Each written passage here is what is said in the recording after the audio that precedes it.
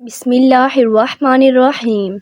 معزز ناظرین، جب حضرت اویس کرنی رضی اللہ تعالیٰ عنہ کو یمن میں یہ خبر موصول ہوئی کہ جنگ احد میں نبی پاک صلی اللہ علیہ وآلہ وسلم کے 2 دندان مبارک شہید ہوئے ہیں، تو آپ رضی اللہ تعالیٰ عنہ نے فرمایا، اگر آپ رسول صلی اللہ علیہ وآلہ وسلم کے صحابہ کرام ہیں تو مجھے بتائیے نبی پاک صلی اللہ علیہ وآلہ وسلم کا کون سا دانت شہید ہوا ہے اور کیوں؟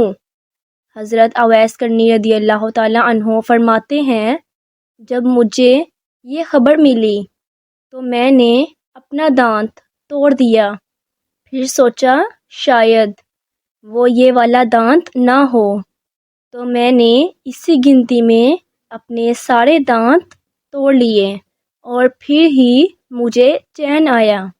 جب صحابہ کرام رضی اللہ تعالیٰ عنہ کو آپ کے اس عمل کی خبر ہوئی تو سب گریہ کرنے لگے۔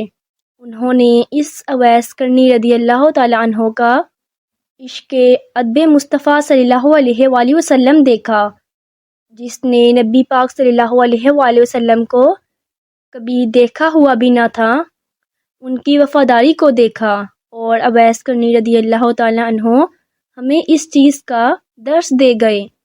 اور جب اویس کرنی رضی اللہ تعالیٰ عنہ کے اس عمل کی خبر نبی پاک صلی اللہ علیہ وآلہ وسلم کو مدینہ منورہ میں ملی تو نبی پاک صلی اللہ علیہ وآلہ وسلم نے فرمایا، بے شک اویس کرنی رضی اللہ تعالیٰ عنہ ہمارا سچا مخلص دوست ہے۔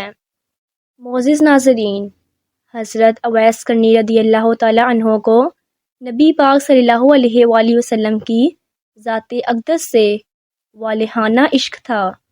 یہی وجہ تھی کہ نبی پاک صلی اللہ علیہ وآلہ وسلم فرمایا کرتے تھے، یمن کی طرف سے مجھے محبت کی نسیم آتی ہے، کیونکہ وہاں میرا دوست اویس کرنی رضی اللہ تعالیٰ عنہ رہتا ہے۔ آپ صلی اللہ علیہ وآلہ وسلم نے فرمایا کہ قیامت کے روز اللہ تعالیٰ 70,000 فرشتے پیدا فرمائے گا جن کی اشکال اویس کرنی جیسی ہوگی، اور ان کے جلوس میں حضرت اویس کرنی رضی اللہ تعالیٰ عنہ کو جنت کی طرف لے جایا جائے گا۔ ساری کائنات یہ منظر دیکھے گی، مگر کوئی شخص پہچان نہ پائے گا کہ اصل اویس کرنی کون ہے۔ معزز ناظرین، ویڈیو پسند آئی ہے تو لائک کریں، چینل پر نئے ہیں تو چینل کو سبسکرائب کریں۔ اگلی ویڈیو تک اجازت دیجیے۔ اللہ حافظ۔